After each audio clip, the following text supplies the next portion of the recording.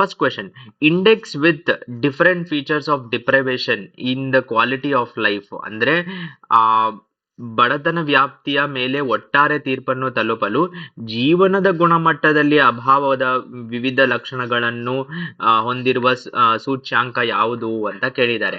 C, development index ಕೂಡ ಇದನ್ನೇ ಮಾಡುತ್ತೆ, ಬಟ್ ಅದು ಪಾವರ್ಟಿನ ಮಾಡೋದಿಲ್ಲ. ಅದು ಕ್ವಾಲಿಟಿ ಆಫ್ ಲೈಫಿನ ಮೇಲೆ ಹ್ಯೂಮನ್ ಡೆವಲಪ್ಮೆಂಟ್ ಹೇಗಾಗಿದೆ ಅಂತ. ಬಟ್ ಇಲ್ಲಿ ಪಾವರ್ಟಿಯ ಬಗ್ಗೆ ಒಂದು ಎಲಿಮಿನೇಷನ್ ಇರೋದ್ರಿಂದ ಹ್ಯೂಮನ್ ಪಾವರ್ಟಿ ಇಂಡೆಕ್ಸ್, ಮಾನವ ಬಡತನ ಸೂಚ್ಯಾಂಕ ಅನ್ನೋದು ಸರಿಯಾದ ಉತ್ತರ ಆಗುತ್ತೆ. Option 2 is right answer. And freedom index definitely ಅಲ್ಲ, ಹ್ಯೂಮನ್ ಡಿಪ್ರೈವೇಶನ್ ಇಂಡೆಕ್ಸ್ ಅಲ್ಲ. ಪಾವರ್ಟಿ ಇಂಡೆಕ್ಸು ಡೆವಲಪ್ಮೆಂಟ್ ಇಂಡೆಕ್ಸಿಗೆ ಒಂದು ರೆಸ್ಪಾನ್ಸ್ ಆಗಿ ಡೆವಲಪ್ ಮಾಡಿರುವಂಥದ್ದು. ಸೊ ಲಾಂಜಿವಿಟಿ, ನಾಲೆಡ್ಜ್ ಮತ್ತು ಸ್ಟ್ಯಾಂಡರ್ಡ್ ಆಫ್ ಲಿವಿಂಗ್, ಈ ಮೂರು ಸೂಚ್ಯಾಂಕಗಳ ಮೇಲೆ ಹ್ಯೂಮನ್ ಪಾವರ್ಟಿ ಇಂಡೆಕ್ಸ್ ಡಿಪೆಂಡ್ ಆಗಿರುತ್ತೆ. ರೈಟ್. ಮುಂದಿನ ಪ್ರಶ್ನೆ, with reference to employment pattern in India, ಭಾರತದಲ್ಲಿ ಉದ್ಯೋಗದ ಮಾದರಿಯನ್ನು ಉಲ್ಲೇಖಿಸಿ 2011-12ರಲ್ಲಿ ಪ್ರೀವಿಯಸ್ ಸೆನ್ಸಸ್ಸಿನ ಆಧಾರದ ಮೇಲೆ first statement self employed highest of the total work force which is 52%, followed by casual labourers ಅಂತ ಹೇಳ್ತಾ ಇದ್ದಾರೆ. ಸೆಲ್ಫ್ ಎಂಪ್ಲಾಯ್ಡ್ ಅಂತ ಅಂದ್ರೆ ಯಾರು ತಾವಾಗಿ ತಾವೇ ಒಬ್ರು ಎಂಪ್ಲಾಯ್ಮೆಂಟ್ ಅಂದ್ರೆ ಬೇರೆ ಯಾರು ಅವರಿಗೆ ಸ್ಯಾಲರಿ ಕೊಡೋದಿಲ್ಲ. ಉದಾಹರಣೆಗೆ ಒಬ್ಬ ಡಾಕ್ಟರು ಅವರ ಕ್ಲಿನಿಕ್ ತೆಕ್ಕೊಂಡಿದ್ದಾರೆ. Okay, so he is called self employed. ಒಬ್ಬ ಯೋಗ ಇನ್ಸ್ಟ್ರಕ್ಟರ್, ಅವರು ಯೋಗ ಟೀಚ್ ಮಾಡ್ತಾರೆ, ಸೊ ಅವರು ಸೆಲ್ಫ್ ಎಂಪ್ಲಾಯ್ಡ್. ಮತ್ತು ಒಬ್ಬ ಟೀಚರು ಟ್ಯೂಷನ್ ಮಾತ್ರ ಹೇಳ್ತಾರೆ, ಅವರು ಸ್ಯಾಲ್ರಿ ತಗೊಳ್ಳೋದಿಲ್ಲ, ಬರೀ ಟ್ಯೂಷನ್ ಮಾತ್ರ ಹೇಳ್ತಾರೆ, ದಟ್ ಈಸ್ ಸೆಲ್ಫ್ ಎಂಪ್ಲಾಯ್ಮೆಂಟ್. ಅದು ಹೈಯೆಸ್ಟ್ ಇದೆ ಇಂಡಿಯಾದಲ್ಲಿ ಅಂತ ಹೇಳ್ತಾ ಇದ್ದಾರೆ. ಇನ್ಫ್ಯಾಕ್ಟ್ ಹೌದು, it is highest in India. ಸುಮಾರು 52% of the total work force ಭಾರತದಲ್ಲಿ ಸೆಲ್ಫ್ ಎಂಪ್ಲಾಯ್ಡ್ ಇರುವಂತದ್ದು. ತದನಂತರ ಬರೋದು casual labour. So statement 1 correct. 1 correct ಆಗ್ತಿದ್ದಂಗೆ ಆಪ್ಷನ್ ಬಿ ಅನ್ನ ಎಲಿಮಿನೇಟ್ ಮಾಡಬಹುದು. ನೆಕ್ಸ್ಟ್, ರೆಗ್ಯುಲರ್ ಸ್ಯಾಲರಿಡ್ ಎಂಪ್ಲಾಯೀಸ್ ಏನಿದೆ ಸ್ಟೇಟ್ಮೆಂಟ್ 2, ಸೊ ದಟ್ ಈಸ್ ನಿಯಮಿತ ಸಂಬಳದ ನೌಕರರು ಕೇವಲ 18% ಮಾತ್ರ ಇರೋದು ಅಂತ ಹೇಳ್ತಾರೆ. ನಮಗನ್ಸುತ್ತೆ ಅಂದ್ರೆ ಟೌನ್ಸ್, ಅರ್ಬನ್ ಏರಿಯಾಸ್ ಅಲ್ಲಿ ಇರೋರ್ಗೆ ಬಹಳಷ್ಟು ಜನ ಇದ್ರಲ್ಲಿ ಇದ್ದಾರೆ ಅಂತ, ಬಟ್ ಆ ತರ ಇಲ್ಲ. 18% ಮಾತ್ರ they are in regular salaried employee. 2 is correct. 2 correct ಆಗ್ತಿದ್ದಂಗೆ ಆಪ್ಷನ್ ಸಿ ಅನ್ನ ಎಲಿಮಿನೇಟ್ ಮಾಡೋದು. ಈಗ ಆಲ್ಮೋಸ್ಟ್ 50% ಕ್ಲೋಸ್ ಬಂದಾಗಿದೆ. 2ರಲ್ಲೊಂದು ಗೆಸ್ ಮಾಡಬೇಕು. ಮೂರನೆಯದು, female work force percentage informal sector ಅಲ್ಲಿ ಫಾರ್ಮಲ್ ಸೆಕ್ಟರ್ಗಿಂತ ಹೈಯರ್ ಇದೆ. ಸೊ ಔಪಚಾರಿಕ ವಲಯದಕ್ಕಿಂತ ಅನೌಪಚಾರಿಕ ವಲಯದಲ್ಲಿ ಮಹಿಳಾ ಉದ್ಯೋಗಿಗಳು ಶೇಕಡಾವಾರು ಪರ್ಸೆಂಟೇಜು ಜಾಸ್ತಿ ಇದೆ ಅಂತ ಹೇಳ್ತಾ ಇದ್ದಾರೆ. ಯಾಕೆ ಇದು ಜಾಸ್ತಿ ಇದೆ ಅಂತ ಅಂದ್ರೆ, ಇನ್ಫಾರ್ಮಲ್ ವರ್ಕ್ ಫೋರ್ಸ್ ಅಲ್ಲಿ it includes agriculture. Informal work force ಅಲ್ಲಿ ಅಗ್ರಿಕಲ್ಚರ್ ಇನ್ಕ್ಲೂಡ್ ಆಗುತ್ತೆ. ಮತ್ತು ಬೇರೆ ಇನ್ನಿತರೆ ಎಲ್ಲಿ ಮಹಿಳೆಯರು ಸುಲಭವಾಗಿ ಹೋಗಿ ಎಂಪ್ಲಾಯ್ಮೆಂಟ್ ಅಲ್ಲಿ ಪಾರ್ಟಿಸಿಪೇಟ್ ಮಾಡಿ ವಾಪಸ್ ಬರಬಹುದು, ಆ ಥರದ್ದು ಹಲವಾರು ಸೆಕ್ಟರ್ಸು. ಸೊ ಫಾರ್ಮಲ್ ಔಪಚಾರಿಕದಲ್ಲಿ 21% ಆದರೆ ಅನೌಪಚಾರಿಕದಲ್ಲಿ 31%, ದಟ್ ಈಸ್ ನಿಯರ್ಲಿ 10% ಇನ್ಕ್ರೀಸ್. ಹತ್ತತ್ರ ಇದು 3 ಕೋಟಿ ಜನ ಎಂಪ್ಲಾಯ್ಮೆಂಟ್ ಅಲ್ಲಿ ಇರುವಂತದ್ದು. ಆಪ್ಷನ್ 3 ಕೂಡ correct. Statement 3 correct. Option D is right answer. Next, revenue ಡೆಫಿಸಿಟಿನ ಬಗ್ಗೆ ಸ್ಟೇಟ್ಮೆಂಟ್ ಇದೆ.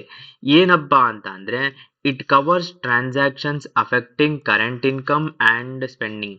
ಈಗಿನ ಕರೆಂಟ್ ಅಂತ ಅಂದ್ರೆ ಈಗಿನ ಸುಮಾರಷ್ಟು ಸತೆ ಕರೆಂಟ್ ಅಂತ ಅಂದ್ರೆ 1 year ಇನ್ನ ಲೆಕ್ಕ ಅಂತ ಆಸ್ಪಾಸ್ ತಗೋಬಹುದು ಎಕನಾಮಿಕ್ಸ್ ಅಲ್ಲಿ. It indicates the government is dipping in to savings, ಅಂದ್ರೆ ಸರ್ಕಾರ ತನ್ನ ಏನು ಉಳಿತಾಯ ಇದೆಯೋ ಅದನ್ನು ಖರ್ಚು ಮಾಡಲು ಸ್ಟಾರ್ಟ್ ಮಾಡಿದ್ದಾರೆ. To send to fund some of its spending. So ಏನು ಸೇವಿಂಗ್ಸ್ ಇದೆಯೋ ಅದನ್ನ ಖರ್ಚು ಮಾಡ್ತಾ ಇದ್ದಾರೆ ಅಂತ. ರೆವೆನ್ಯೂ ಡೆಫಿಸಿಟ್ ಅಂದ್ರೆ ಏನು ಅಂತ ಮೊದಲನೆಯದಾಗಿ ತಿಳ್ಕೊಳ್ಳೋಣ. ರೆವೆನ್ಯೂ ಡೆಫಿಸಿಟ್ ಅಂದ್ರೆ ಅಕೌಂಟ್ 2 ಮೈನಸ್ ಅಕೌಂಟ್ 1 ಅಂತ ಹೇಳ್ತಾರೆ ಬಜೆಟ್ ಅಲ್ಲಿ. ಸೊ ಅಕೌಂಟ್ 2 ಏನು ಅಂತ ಅಂದ್ರೆ ರೆವೆನ್ಯೂ ರಿಸೀಪ್ಟ್ಸ್.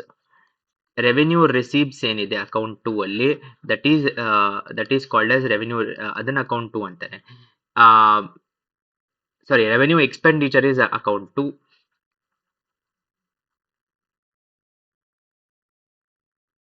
ಇಲ್ಲ, ರೆವೆನ್ಯೂ ಕರೆಕ್ಟ್ ಇದೆ. ರೆವೆನ್ಯೂ ರಿಸಿಪ್ಟ್ಸ್ ಇಸ್ ಅಕೌಂಟ್, ಎಷ್ಟು ದುಡ್ಡು ಬರ್ತಾ ಇದೆ ಅಂತ. ರೆವೆನ್ಯೂ ಎಕ್ಸ್ಪೆಂಡಿಚರ್ ಏನಿದೆ ದಟ್ ಈಸ್ ಅಕೌಂಟ್ 1. ಸೊ ಎಷ್ಟು ದುಡ್ಡು ಬರ್ತಾ ಇದೆಯೋ ಇನ್ಕಮ್ ಅಂತ ಏನ್ ಹೇಳ್ತೀವಿ, ಎಷ್ಟು ದುಡ್ಡು ಅದಕ್ಕಿಂತ ಜಾಸ್ತಿ ಎಕ್ಸ್ಪೆಂಡಿಚರ್ ಮಾಡೋದನ್ನ ಎರಡನ್ನ ಸಬ್ಟ್ರಾಕ್ಟ್ ಮಾಡಿದಾಗ ಬರೋದೇ ರೆವೆನ್ಯೂ ಡೆಫಿಸಿಟ್.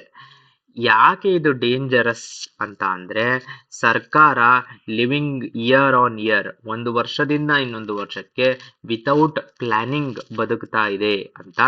ಭಾರತ ಸರ್ಕಾರ ಅಂತಲ್ಲ, ಎಂಟೈರ್ ವರ್ಲ್ಡ್ ಅಲ್ಲಿ many Nations depend on this, because as part of government survival is most important. So ಏನ್ ಹೇಳುತ್ತೆ ಅದು ಅಂದ್ರೆ, ಅವರ ಡೇ ಟು ಡೇ ಎಕ್ಸ್ಪೆಂಡಿಚರ್ ಏನಿದೆ, ಸೊ ಇದು ನೆಟ್ ನೆಗೆಟಿವ್ ಇದೆ ಅಂದ್ರೆ ಡೆಫಿಸಿಟ್ ಇದೆ ಅಂತ ಅಂದ್ರೆ ನಮ್ಮ ಖರ್ಚು. ಸೊ ಒಂದು ಮನೆ ಅಂತ ಯೋಚನೆ ಮಾಡಿದ್ರೆ ನಾವು ಎಷ್ಟು ಎಕ್ಸ್ಪೆಂಡಿಚರ್ ಮಾಡ್ತಾ ಇದೀವೋ ಅದನ್ನ ನಮ್ಮ ಇನ್ಕಮ್ ಇಂದ ಮೀಟ್ ಆಗಕ್ ಆಗ್ತಾ ಇಲ್ಲ. ಹಾಗಾಗಿ ನಾವು ಕಂಟಿನ್ಯೂಸ್ ಆಗಿ ಎವ್ರಿ ಇಯರ್ ಲೋನ್ ಮಾಡ್ತಾ ಇದೀವಿ ಅಂತ ಅಂದ್ರೆ ಇಟ್ ಈಸ್ ಡೇಂಜರಸ್. ಯಾಕೆ ಅಂದ್ರೆ ಯಾವತ್ತೋ ಒಂದಿನ ಕನ್ಸಂಪ್ಷನ್ನು ಮತ್ತು ನಾಟ್ ಪ್ರೊಡಕ್ಟಿವ್ ಎಕ್ಸ್ಪೆಂಡಿಚರ್ ಏನಿದೆ, ಈ ಎಕ್ಸ್ಪೆಂಡಿಚರ್ ಏನು, ಅದರಿಂದ ಏನು ರಿಟರ್ನ್ಸ್ ಬರದೇ ಇರೋ ಎಕ್ಸ್ಪೆಂಡಿಚರ್ ಏನಿದೆ, ಅದು ಇವೆಂಚುಲಿ ಏನು ರಿಟರ್ನ್ಸ್ ಬರೋದೇ ಇಲ್ಲ. ಸೊ ಪ್ರಿನ್ಸಿಪಲ್ ರೀಸನ್ ಏನು ಅಂದ್ರೆ ನಾನ್ ಡೆವಲಪ್ಮೆಂಟ್ ಎಕ್ಸ್ಪೆನ್ಸಸ್. ಸೊ ಗವರ್ನಮೆಂಟ್ ಈ ಎಕ್ಸ್ಪೆನ್ಸಸ್ ಏನ್ ಮಾಡ್ತಾ ಇದೆ, ಒಂದು 3-4 ಇಯರ್ಸ್ ಆದ್ಮೇಲೆ ಅದು ಇನ್ಕಮ್ ಆಗಿ ಕನ್ವರ್ಟ್ ಆದ್ರೆ ರೆವೆನ್ಯೂ ಡೆಫಿಸಿಟ್ 5 ಇಯರ್ಸ್ ಅಲ್ಲಿ ರೆಡ್ಯೂಸ್ ಆಗುತ್ತೆ.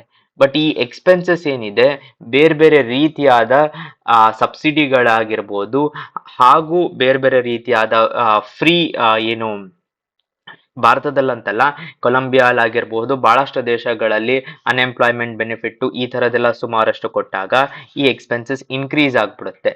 So then it is unproductive and there is no returns. Strategically important from nation's security. ಯಾಕೆ ಅಂದ್ರೆ ಕೆಲವಷ್ಟು expenditure, defence expenditure, law and order ಮೇಲೆ, ಪೊಲೀಸ್ ಮೇಲೆ ಸ್ಪೆಂಡ್ ಮಾಡುವಂತ ಎಕ್ಸ್ಪೆಂಡಿಚರು, ಇದಕ್ಕೆ ಯಾವುದಕ್ಕೂ ರಿಟರ್ನ್ಸ್ ಇಲ್ಲ ಅಂದ್ರೂ ಮಾಡಲೇಬೇಕು. ಬಟ್ ಪೊಲಿಟಿಕಲಿ ಅಂಡ್ ಸೋಷಿಯಲಿ ಕೂಡ ಇದರದ ಕಂಪಲ್ಷನ್ಸ್ ಇದೆ. ಅಂದ್ರೆ ಸಬ್ಸಿಡೀಸ್ ಪೊಲಿಟಿಕಲಿ ಇಂಪಾರ್ಟೆಂಟ್, ಮತ್ತು ಸಿವಿಲ್ ಅಡ್ಮಿನಿಸ್ಟ್ರೇಷನ್ಗೂ ಇಂಪಾರ್ಟೆಂಟು, ಪೆನ್ಷನ್ಸ್ಗೂ ರಿಟರ್ನ್ಸ್ ಇಲ್ಲ ಅಂದ್ರೂ ಕೊಡಲೇಬೇಕು. ಸೊ ಹೀಗೆ ಕೆಲವಷ್ಟು ರೀಸನ್ಸ್ ಇರೋದ್ರಿಂದ ರೆವೆನ್ಯೂ ಡೆಫಿಸಿಟ್ ಇದ್ದೇ ಇರುತ್ತೆ. ಏನು ರೀಸನ್ಸ್ ತಗೋಬಹುದು ಅಂತ ಅಂದ್ರೆ, ಡೈರೆಕ್ಟ್ ಬೆನಿಫಿಟ್ ಟ್ರಾನ್ಸ್ಫರ್ ಮಾಡೋದ್ರಿಂದ ಈ ಎಕ್ಸ್ಪೆನ್ಸಸ್ ಏನಿದೆ may be over a period of time ಕಡಿಮೆ ಆಗ್ಬೋದು. Then petroleum preventing lack of fake ration cards. So ಈ ಎಕ್ಸ್ಪೆನ್ಸಸ್ ದುಂದು ವೆಚ್ಚ ಆಗದೆ ಇರೋ ತರ ಕಾಪಾಡ್ಕೋಬಹುದು ಅನ್ನೋದು ಕೆಲವಷ್ಟು methods to control revenue deficit. So ಈಗ ವಾಪಸ್ ಹೋದಾಗ it covers transactions of and correcting current income and spending. Yes, one is true. It indicates government savings ಒಳಗಡೆ ಡಿಪ್ ಆಗಿದೆ. ಎರಡೂ ಸರಿ. Option C is the right answer. And ಬರ್ತಾ ಬರ್ತಾ ಕಡಿಮೆ ಮಾಡಬೇಕು ಅನ್ನೋದು FRBM ಆಕ್ಟ್ ಇನ ಒಂದು at the earliest the revenue deficit ನ 0 ಮಾಡಬೇಕು ಅಂತ ಹೇಳಿದ್ದಾರೆ. At the earliest, that year on year we should not leave ಅಂತ. Then which of the statements about inflation ಬಗ್ಗೆ ಯಾವುದು ಸರಿ ಅಂತ ಕೇಳ್ತಾ ಇದ್ದಾರೆ. So first option, inflation reduces the value of currencies purchasing power. Okay, so for example inflation ಅಂತ ಆದಾಗ ಮೊದಲು ಪರ್ಚೇಸಿಂಗ್ ಪವರ್ ಬಗ್ಗೆ ನೋಡೋಣ. ಪರ್ಚೇಸಿಂಗ್ ಪವರ್ ಅಂತ ಅಂದ್ರೆ ಒಂದು ಕರೆನ್ಸಿಯಿಂದ, 100 ರೂಪಾಯಿ ಒಂದು ಕರೆನ್ಸಿಯಿಂದ ಏನನ್ನು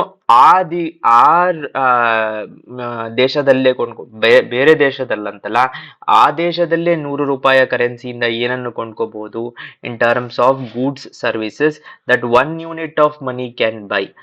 okay, inflation reduces the value of currencies purchasing power. ಅಂದರೆ ಇವಾಗ 100 ರೂಪಾಯಿಗೆ ಅಷ್ಟು ವ್ಯಾಲ್ಯೂ ಇಲ್ಲ, because the value of goods ಅಂದ್ರೆ for example oil 80 rupees per litre ಇತ್ತು.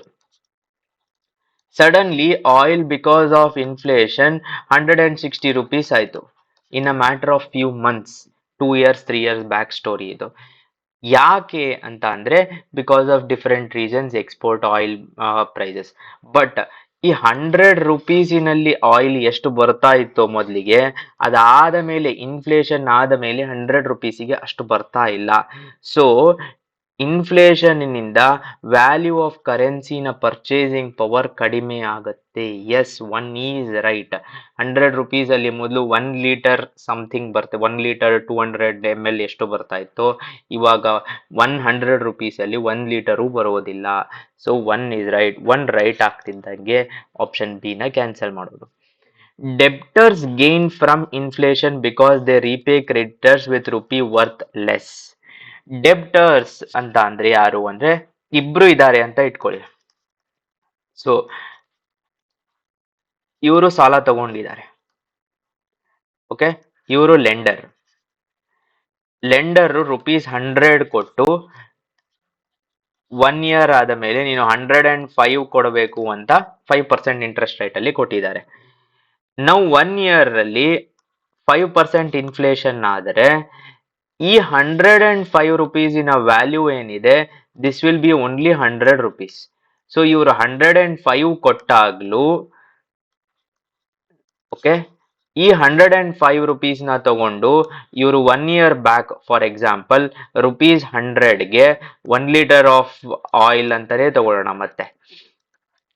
ಓಕೆ, ಬಟ್ 1 year ಆದ ಮೇಲೆ ಬಿಕಾಸ್ 5% ಇನ್ಫ್ಲೇಷನ್ ಆಗಿತ್ತು, ಅಷ್ಟೇ ಪರ್ಸೆಂಟೇಜ್ ಇನ್ಫ್ಲೇಷನ್ ಅಂತ ಇಟ್ಕೊಳ್ಳೋಣ. ಈಗ ಆಯಿಲಿನ ಪ್ರೈಸು ಮತ್ತೆ 1 ಲೀಟರ್ ಆಯಿಲಿನ ಪ್ರೈಸ್ ಕೂಡ 105 ರೂಪೀಸ್. ಸೊ ಇವರು ಈ ಬಡ್ಡಿ ವ್ಯಾಪಾರ ಅಂದ್ರೆ ಇಂಟ್ರೆಸ್ಟ್ಗೆ ದುಡ್ಡು ಕೊಡುವ ವ್ಯಾಪಾರ ಮಾಡಿ ಏನೂ ಲಾಭ ಪಡೀಲಿಲ್ಲ. ಸೊ ಇವರು ಲಾಭ ಪಡೆದರು. ಯಾಕೆ ಅಂದ್ರೆ ಇವರು 100 ರೂಪೀಸ್ ಇಸ್ಕೊಂಡು 100 ರೂಪೀಸಿನ ವ್ಯಾಲ್ಯೂನೇ ವಾಪಸ್ ಕೊಟ್ರು. ಸೊ ಹಾಗಾಗಿ ದೇ ಬೆನಿಫಿಟೆಡ್. ಯಾರು ದುಡ್ಡು ಇಸ್ಕೊಂಡಿರ್ತಾರೋ, ಹಣದುಬ್ಬರ ಆಗ್ತಿರ್ಬೇಕಾದ್ರೆ ಅವರು ಬೆನಿಫಿಟ್ ಮಾಡ್ತಾರೆ. 2 is correct. ಸ್ಟೇಟ್ಮೆಂಟ್ 2 ಕರೆಕ್ಟ್ ಆಗ್ತಿದ್ದಂಗೆ ಆಪ್ಷನ್ 3 ನ ಎಲಿಮಿನೇಟ್ ಮಾಡಬೇಕು. So then bond holders. Okay, so ಈ ಸ್ಟೇಟ್ಮೆಂಟ್ ಅನ್ನ ಡಿಸ್ಕಸ್ ಮಾಡಿದ್ವಿ. ಬಾಂಡ್ ಹೋಲ್ಡರ್ಸ್, ಈಗ ನಾವು ಒಂದು ಬಾಂಡ್ ಅನ್ನ ತಗೊಂಡಿದೀವಿ ಅಂತ ಹೇಳಿ, 1 person has taken a bond ಅಂತ ತಗೊಳ್ಳಿ. ಓಕೆ, ಆ ಬ್ಯಾಂಕಿನಿಂದ ಒಂದು ಬಾಂಡ್ ತಗೊಂಡಿದ್ದಾರೆ. ಆ ಬಾಂಡಿಗೆ ಇಂಟ್ರೆಸ್ಟ್ ರೇಟ್ ಎಷ್ಟು ಬರುತ್ತೆ ಅಂತ ಅಂದ್ರೆ 4% ಇಂಟ್ರೆಸ್ಟ್ ರೇಟ್ ಬರುತ್ತೆ. ಅಂದ್ರೆ ಏನು, ಫಾರ್ ಎಕ್ಸಾಂಪಲ್ 100 ರೂಪೀಸಿನ ಬಾಂಡ್ ತಗೊಂಡ್ರೆ 1 year ಆದ್ಮೇಲೆ ಕೂಪನ್ ರೇಟ್ 4% ಇದ್ರೆ 104 ರೂಪೀಸ್ ಬರುತ್ತೆ. ಬಟ್ ಆ ವರ್ಷ ಇನ್ಫ್ಲೇಷನ್ ರೇಟು 3% ಇತ್ತು ಅಂದ್ರೆ ಟೋಟಲಿ ಅವರಿಗೆ ಬಂದದ್ದು 101 ರೂಪೀಸ್ ಮಾತ್ರ. Right. So nominal interest rate ಅಂತ ಒಂದಿರುತ್ತೆ, ರಿಯಲ್ ಇಂಟ್ರೆಸ್ಟ್ ರೇಟ್ ಅಂತ ಒಂದಿರುತ್ತೆ ಯಾವುದೇ ಒಂದು ಬಾಂಡ್ ಮೇಲೆ. So bond market is highly linked to inflation. ಹಾಗಾಗಿ low inflation countries like America, ನೀವು ಅಮೇರಿಕಾದಲ್ಲಿ ಇನ್ಫ್ಲೇಷನ್ ನೋಡಬೇಕು, ವೆರಿ ಲಿಮಿಟೆಡ್ ಇರುತ್ತೆ. High inflation countries like India, ಯಾಕೆ ಅಂದ್ರೆ ಗ್ರೋಯಿಂಗ್ ಎಕನಾಮೀಸ್ ಅಲ್ಲಿ ಗ್ರೋತ್ ಇರೋ ಕಡೆ ಇನ್ಫ್ಲೇಷನ್ ಇದ್ದೇ ಇರುತ್ತೆ. It is part of economics. ಇಲ್ಲಿ ಪಾಯಿಂಟ್ ಏನು ಅಂದ್ರೆ real interest rate nominal interest rate minus inflation ಅಂತ ಆಗತ್ತೆ. ಸೊ ಇದು ಜಾಸ್ತಿ ಆಗ್ತಿದ್ದಂಗೆ ನಮ್ಮ ರಿಯಲ್ ಇಂಟ್ರೆಸ್ಟ್ ರೇಟು ಕಡಿಮೆ ಆಗ್ತಾ ಹೋಗುತ್ತೆ.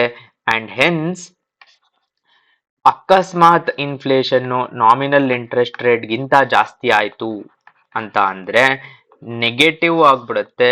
ಹಾಕಿರುವಷ್ಟು ದುಡ್ಡು ಕೂಡ ಅದರ ವ್ಯಾಲ್ಯೂ ವಾಪಸ್ ಬರೋದಿಲ್ಲ. ದುಡ್ಡು ಇನ್ಕ್ರೀಸ್ ಆಗಿರುತ್ತೆ, ಇನ್ ದ ರಿಯಲ್ ಟರ್ಮ್ಸ್ ದುಡ್ಡು ಇನ್ಕ್ರೀಸ್ ಆದ್ರೂ ಬಟ್ ಇನ್ ರಿಯಲ್ ವ್ಯಾಲ್ಯೂ ಅದನ್ನ ತಗೊಂಡೋಗಿ ಏನಾದ್ರೂ ತಗೋಬೇಕು ಅಂದ್ರೆ ಆಗಿನ ಟೈಮ್ಗೆ ಬರುವಷ್ಟು ಕೂಡ ಬರುವುದಿಲ್ಲ. And hence bond holders significant gains ಆಗ್ತಾರೆ ಅನ್ನೋ statement wrong. They loose significantly high period of inflation. Option A 1 and 2 is correct. ಇಂಡಿಯಾದಲ್ಲಿ ಇನ್ಫ್ಲೇಷನ್ ಆಗ್ತಿದ್ದಂಗೆ ಬಹಳಷ್ಟು ಇನ್ವೆಸ್ಟರ್ಸು ಅವರ ಬಾಂಡ್ಸ್ ಮೇಲೆ ಹಾಕಿರುವುದನ್ನ ಗವರ್ಮೆಂಟ್ ಸೆಕ್ಯೂರಿಟೀಸ್ ಅಲ್ಲಾದ್ರೂ ವಾಪಸ್ ದುಡ್ಡು ತೆಕ್ಕೊಂಡ್ಬಿಟ್ಟು ಅದನ್ನ ಬೇರೆ ಕಡೆ ಇನ್ವೆಸ್ಟ್ ಮಾಡ್ತಾರೆ. ದಿಸ್ ಇಸ್ ಜನರಲ್ ನ್ಯೂಸ್, ನೀವು ನೋಡಿರ್ತೀರಾ.